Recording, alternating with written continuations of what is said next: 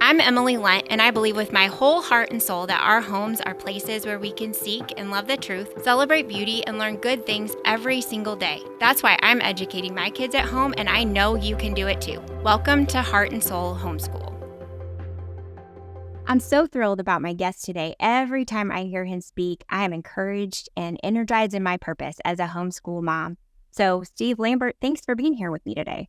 It's my pleasure to be here. Thanks for the invitation. Would you tell us just a little bit about yourself and what you do? Well, my wife and I own a Christian homeschool publishing company called Five in a Row, and that journey began for us. Homeschooling began 40 years ago, and that company began 30 years ago. And so we have had about 100,000 families use our material over the last 30 years, and we've traveled almost all the states and provinces visiting with homeschoolers over the last 30 years. That's incredible. What a life, huh? What a life on the road. Well, let's start at the very beginning and talk to those parents who are feeling that nudge to pull their kids out of public school, or maybe they have kids who haven't even started school yet, but they're feeling that nudge to homeschool.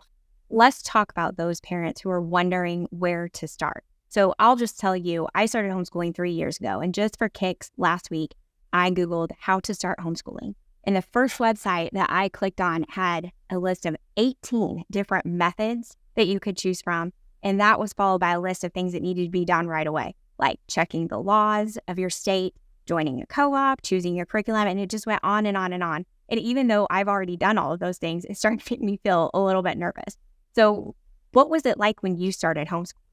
Well, you used a key word. You said nudge, and where there's a nudge, there's a source. And so it was our conviction some 42 years ago now, that we had been nudged by the Holy Spirit, and that he was calling us to a new adventure, something that was completely unfamiliar to us at the time. My wife, Jane, had met one or two homeschoolers somewhere along the line, but like so many other wives, she turned to me one evening and said, just hypothetically, just in theory, I'm just thinking out loud, what would you think if we homeschooled our children? And I, of course, said, that cannot be legal anywhere in America. Was it? Yes, it was. But I didn't know that. I'd never heard of such a thing. And so that began a journey that has taken us some 40 some odd years down the line, where we've met millions and millions of homeschoolers. But it was a very different world then.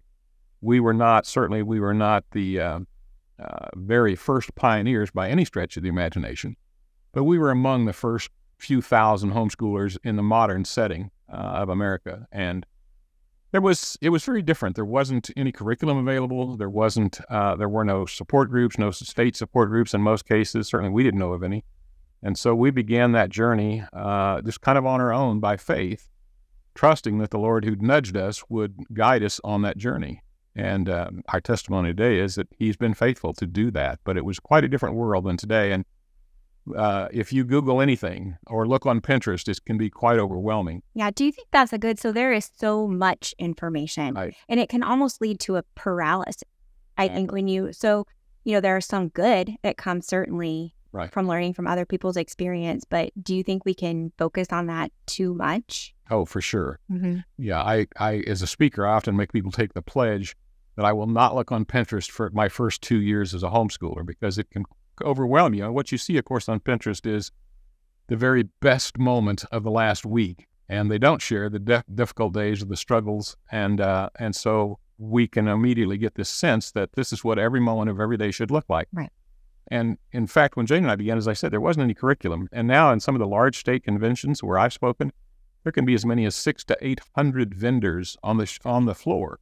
And I've often asked Jane, I said, if you walked in here as a brand new homeschool mom and you looked around and saw 700 different curricula to choose from, what would you do? And she said, I think I'd just walk out again and throw myself on the mercy of the school board and put them back in school. Yeah. It's overwhelming. Yeah, it sure can be.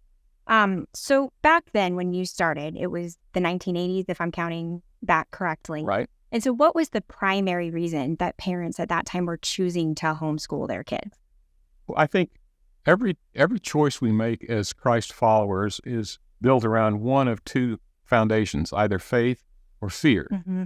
And in those days, I'd like to say that most of us chose homeschooling out of faith, that we sensed that divine nudge, a holy calling to do something that was risky, something that was not guaranteed, something that was unfamiliar, mm-hmm.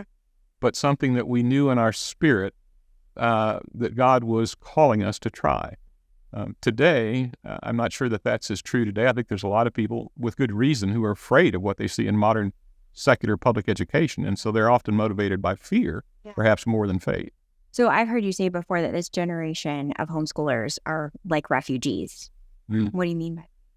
Yeah, because I think every generation is a refugee, but this generation perhaps more so because it's grown now. It's gone from 10,000 homeschoolers when we began to over 5 million today. And like all those who got on a ship and left England to come to Plymouth Rock or whatever, you're leaving behind all that's familiar, everything that you knew that was solid, that you thought you could count on, that you could rely on. We knew exactly what, your junior year in high school was going to look like, and we understood what the activity bus was for, and we understood, the Christmas break and Easter break. It was all familiar things to us. We understood grading on the curve. And suddenly you're off in uncharted waters, and you've left behind, in some cases, you even left behind friends and family who are not on board with this new adventure. And so we leave like refugees seeking a new home in a land where we have the freedom to teach and disciple our own children. Mm-hmm. Yeah, when I was growing up, my dad would always encourage us when we had a major decision to make to run to something good instead of running from something bad. And so in this day and age, I do think that homeschooling parents a lot of times are put in the position that they need to run from something bad. But how do we move from that position of fear into moving forward in faith? Great question. When, as I said, anytime you sense a nudge, there has to be a nudger. If you're the nudgee, there has to be a nudger. And as Christ followers, we know who that nudger is. Same one who stirred our spirit to begin to make inquiries about what does it mean to be saved and what does it mean to be born again. It's the same one who's inviting us to go on an amazing journey in education. And as we think about that, I often tell parents, that the disciples, despite all their experience and seaworthiness of professional fishermen, began to freak out when a storm came. And I can assure you, as a homeschooler, you'll face a few storms that you didn't see coming. But they're freaking out, and Jesus, I think, said something to them along the lines of, I'm the one that invited you to go on this journey, and y'all said you wanted to go. And we may be on the water part of the time, we may be underwater part of the time, we may be above the water part of the time, but because I'm the one who invited you, I'm the one who said, let there be light, I'm the one who said, let the firmament be separated from the water. If I invited you to come with me on this journey, we're going to get to the other side successfully, and you just need to pay attention because I'm trying to take a nap. And so when we gain that perspective that this is not just some good idea that occurred to us, this was a divine invitation, a divine calling, a divine nudge, then as Christ followers, as Christians, it shouldn't be a difficult jump for most of us to begin to say, all right, he's been faithful in 100 other ways. He's not going to disappoint me now. He's going to be faithful. Yeah, that's so good because that really just takes it back to the most simple, basic level of what we're doing, right? That we're called to shepherd our kids, and that this is a great way to do it. One of the things, so it was 2021, so things were just kind of starting to loosen up with COVID, and my husband and I, our daughter was going to start kindergarten in the fall, and we had basically decided to homeschool, but we thought we'd go to a homeschool convention and just check it out and see if it was a bunch of weird people or if they looked like us. And we went, and we both walked away from that weekend, and the thing that impressed us the most was the dedication of the speakers and of the parents there to disciple their kids. And so we had taken our role as parents very seriously, that we wanted to raise our kids in the church and that we wanted to teach them the word and all of those things. But I have to say that even taking it seriously, I had not thought through the discipleship of my children like I have as we become homeschool parents. And we find that homeschool parents are very dedicated. Can you talk about your experience with that? Because I think people are making sacrifices to make that happen, right? It's important. Huge sacrifices. Well, discipleship is the process of teaching and mentoring, and somebody's discipling your children. It might be you. It might be a teacher in a Christian school. It might be a teacher in a public school, but someone is discipling your children. And Luke 6:40 reminds us that when a student is fully grown, they'll be like their teacher. And that is a sobering thought, or it ought to be a sobering thought. Do I want them to grow up like their public school teacher? Do I want them to grow up like me? And there are days when I'm a little ashamed to think that they might grow up to be like me. And so it puts me on my best behavior sometimes. It's interesting that when the Lord invites you, when he nudges you to homeschool, I believe it's for a much broader purpose than just for our children. So often he knows he's the ultimate multitasker. And so he knew that it would not only be good for your child academically, relationally, spiritually, but he knew it would be good for mom. And sometimes he knew it would be good for dad. Sometimes even grandparents. It strengthens marriages. It tests them, but it strengthens them. And it causes us to grow in our faith because we're often thrown in the deep end, way over our head from early on in the process. And we find ourselves having to trust the Lord in a way maybe we've not trusted him before. It's one thing to trust him for yourself. It's quite another to trust him for your children because we'll do almost anything for our kids. Yeah, for sure. And we find that very much so in our home, that homeschooling kind of lays everything bare, right? There's nowhere to hide. No. And so I joke with my husband all the time, if they turn out to be impolite, it's on me. If they turn out to be dumb, it's on me, all of those things. And we kind of joke about that. But it is true that I've heard lots of people say, that it is a sanctifying experience. That's a great to be a homeschooler because it shows you your own heart. It shows you the heart of your kids and all of those things that you need to work on, which is why we love it so much. It's hard work, right? For sure. It's not easy.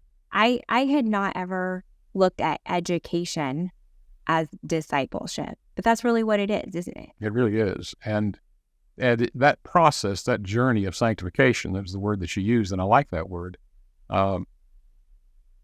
We will not deal sometimes with the Lord when he confronts us, but when it involves our children, we'll sometimes find the courage to deal with some brokenness in our own lives because we see it beginning to harm our child. Mm-hmm.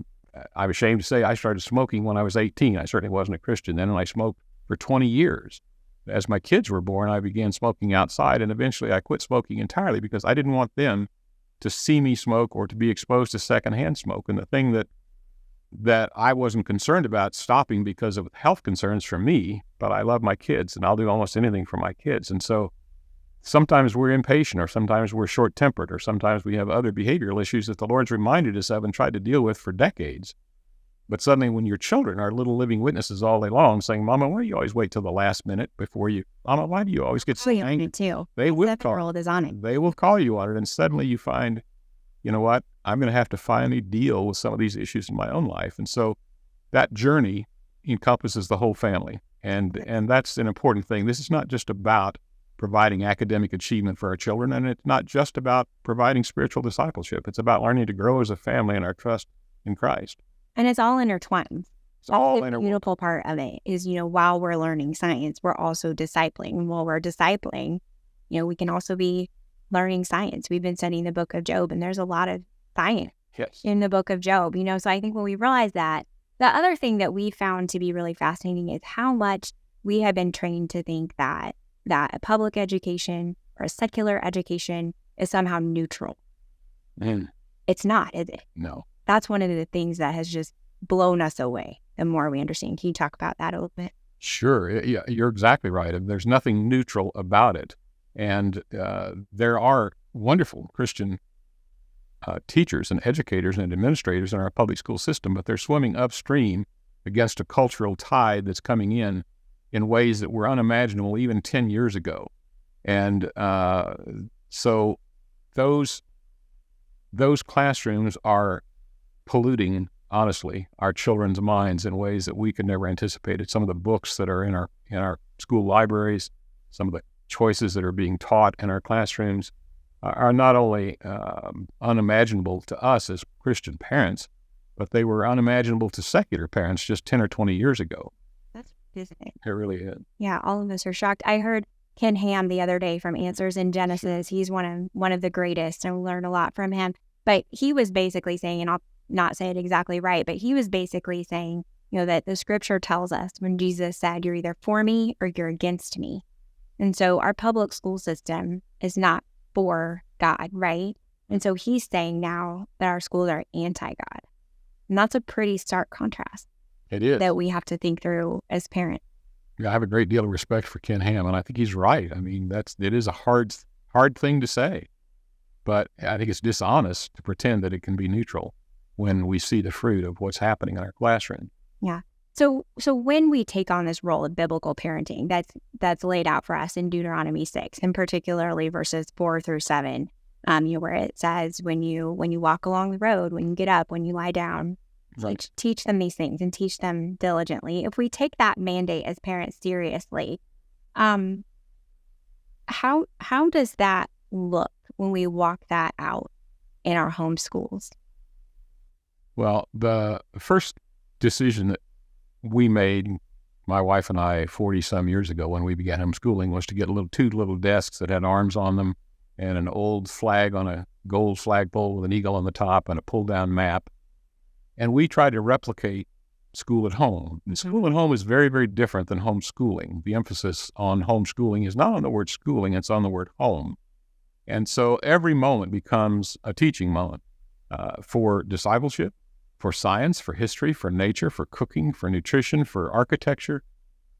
Everything is open 24 hours a day. And so when we try to replicate school and we start at 8 and try to finish punctually at 3 every afternoon, we've completely missed the opportunity, what we're trying to do to create the freedom that homeschooling provides. And so there's a chance to talk about at bedtime, to talk about hard issues in your life, to talk about why is Grandpa always so grumpy? Why does Grandma not come and visit us anymore? What is this nursing home thing that you're talking about where Grandma lives? And I don't understand that.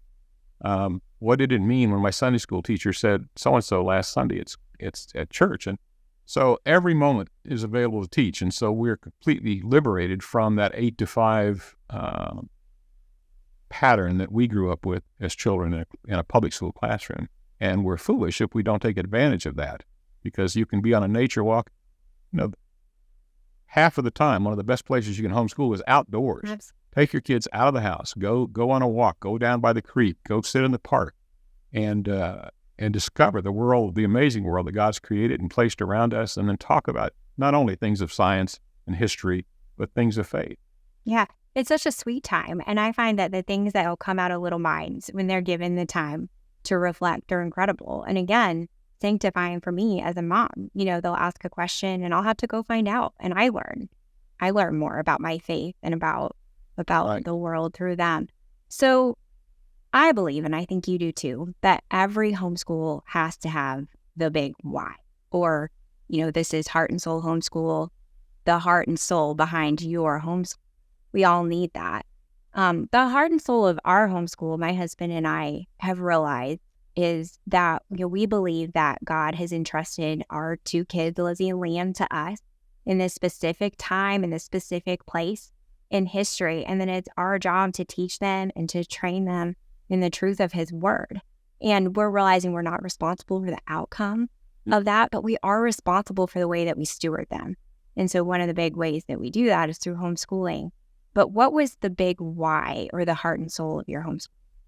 Heart and soul of our homeschool began with a realization that our influence was waning even by the time they were 5 years old. And I felt like the Lord impressed upon me, not audibly, you understand, but as a Christ follower, we have sometimes a sense of what the Lord's speaking. And you said it earlier.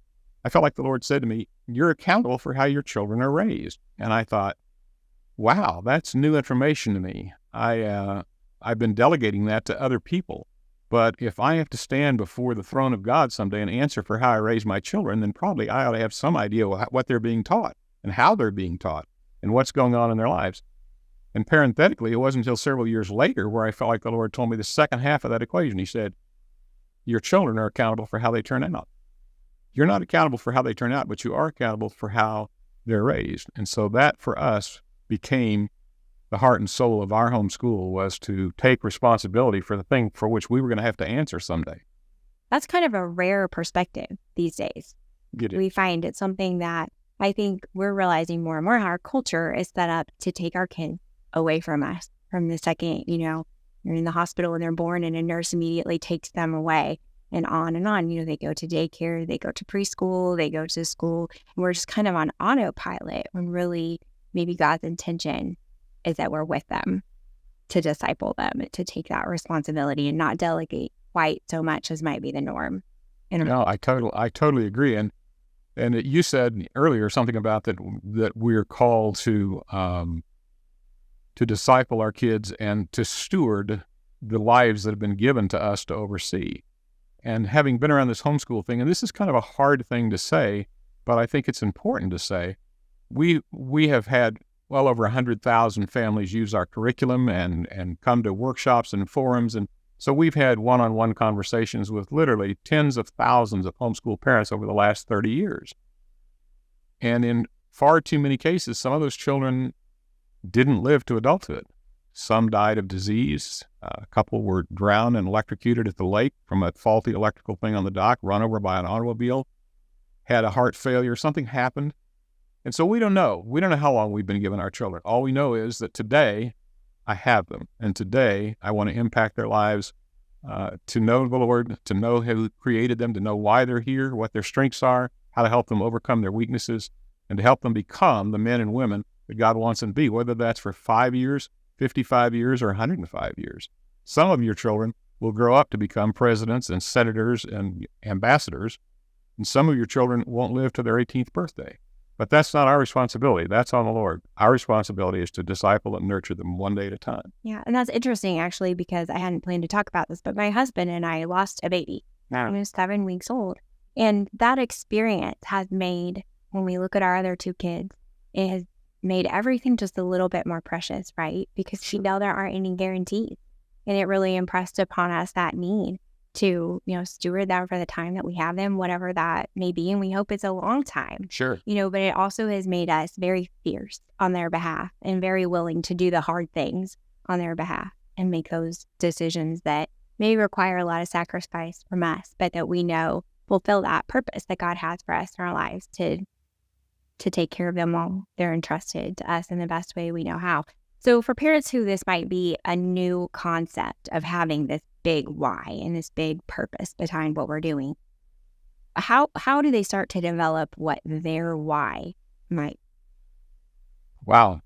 You're really probing all the great questions. Well, I think there are obvious places that we go in the scripture, right? The passage that you mentioned in Luke about the student becoming a teacher, the Deuteronomy passage. But as we begin to take that on, this big why, or the heart and soul, if you will, behind what you're doing becomes almost like an anchor in those storms, right? That we can return to over and over on the days when they're not Pinterest perfect. That's good. Right? And I think our children will help us. If we don't have a why, I think our children will help us define that why. Because suddenly things change dramatically. When you put them on the little bus and then you go over and get a coffee at Starbucks and enjoy your day and go to the gym and whatever, no idea what's going on in their lives until 3:30 or whenever the bus brings them back. But when you're with them every minute of every day, suddenly you begin to see, why did God call me to do this? Why? Wow, I had no idea that this was going on in my child's life or in their heart. We've had so many stories over the years from people who've used our curriculum, of people who said, your curriculum deals with a lot more than just history or science. It deals with emotions. It deals with human frailty. It deals with human failure and human strength and courage and all those kinds of topics. And so often, I would never have thought to go into this conversation, but suddenly my son or my daughter opened up and began to ask me questions that were profound and life-changing that they'd been afraid to ask for years. But because we were sitting there and talking about this story that we just got through reading, suddenly they found the courage to ask the questions, and I suddenly realized that's one more reason why the Lord nudged us. Yeah, that gift of time with our kids, right? Everything's so rushed, and we're constantly going from this thing to the next with sports and even church activities. Sure. Just the time and like you said earlier, the home part of homeschooling is so important, because that's where the really good stuff happens. Yeah, really is. The life-changing stuff. Yeah, and that just can't be replicated anywhere else. No. Yeah, it's so special. So as we kind of wrap it up here, we started with, how do you begin homeschooling and how overwhelming that is. We have found that our why has greatly impacted our how. Good. Right? I like that. Have you experienced that through your journey? I think we have. I think every parent does. And I think that's a great observation on your part, Emilie. The why, as we learn more about our children and we learn more about God's purpose for them, we begin to adapt the methodologies. We begin to change our focus. I had a woman tell me one time, she said, well, my son was about 3 when he discovered that long before sunup, somebody came by our house and threw a newspaper out in the driveway, and it landed out there in the driveway. By the time he was 4, he would sneak down and open the door and go get that newspaper and open it up and pore over it. And she said, when I began homeschooling at 5 and he began to learn to read, then he wanted to read that newspaper cover to cover. And I finally had to make a truce with him that he'd have the first 5 minutes of each day to look over his silly newspaper, and then we began doing the serious work of homeschooling. She said, do you know what he does now? He's the editor of one of the largest newspapers on the East Coast, and his goal is to become the editor of the New York Times. He said he knew the Spirit of God nudged him, and he knew what he was called to do long before he could even read. And I fought it for a while, but I eventually discovered, oh my gosh, this is who he is. This is what he was created to do. Yeah, if we're willing to look for those things, it's amazing what the Lord will reveal to us in the lives of our kids so we can help them along in those pursuits and the plans that he has for them. So as we close today, could you give just one final encouragement to those parents who are feeling that nudge? What's your parting one piece of wisdom? If nothing else, if you take nothing else away from this conversation, I would say know that time is on your side. Tutorial education is so inherently efficient that, frankly, even if you're not very good at it, your kids are they're going to zoom academically. I saw a survey several years ago, and they asked public and private school classroom teachers, grades K through 12, how much time do you spend each day with each of your individual students making sure they understand the information and answer any questions they might have? And the national average was less than 15 seconds per day. And that makes sense if you think about how many other activities there are of settling disagreements and collecting lunch money and all those kinds of things. So if you are not even very good at this, by the first 2 hours of your very first day as a homeschooler, you've already given your child more individualized instruction than they would have gotten in a year in a classroom. So that's part number one. Tutorial education is efficient. And number two is the nudger. The one who nudged you is faithful to the end. And people start homeschooling with 1,000 questions. And I can tell you 40 years down the line that 999 of those questions are irrelevant. There are probably at least 100 questions they ought to be asking that they don't know enough to ask yet. Yeah. But God's already got answers to all 99 of those other questions in ways that are completely miraculous and unexpected, in ways that come out of left field. You may be thinking when your child is 6, I don't know what we're going to do when we get to high school chemistry because I flunked chemistry, I don't understand chemistry, how am I going to teach chemistry? Only to discover when your 16-year-old comes in the house one day and he says, hey, somebody bought the vacant Smith house next door. He's a really neat guy. He's a retired chemistry professor, moved here from Tennessee. He asked me if I was interested in chemistry, and he said he'd tell me. And you just look up and you go, thank you, Lord, I didn't see that coming. And so knowing that the one who's nudged you has answers to questions that you don't even know enough to ask yet gives us the courage to do this hard thing. And what as a friend of mine said one time, it's the best hard thing you'll ever do. Yeah, that's true, isn't it? It really is. Yeah, that's amazing. Well, thanks so much for being here today. And I just hope that everyone listening is encouraged by your words as I am.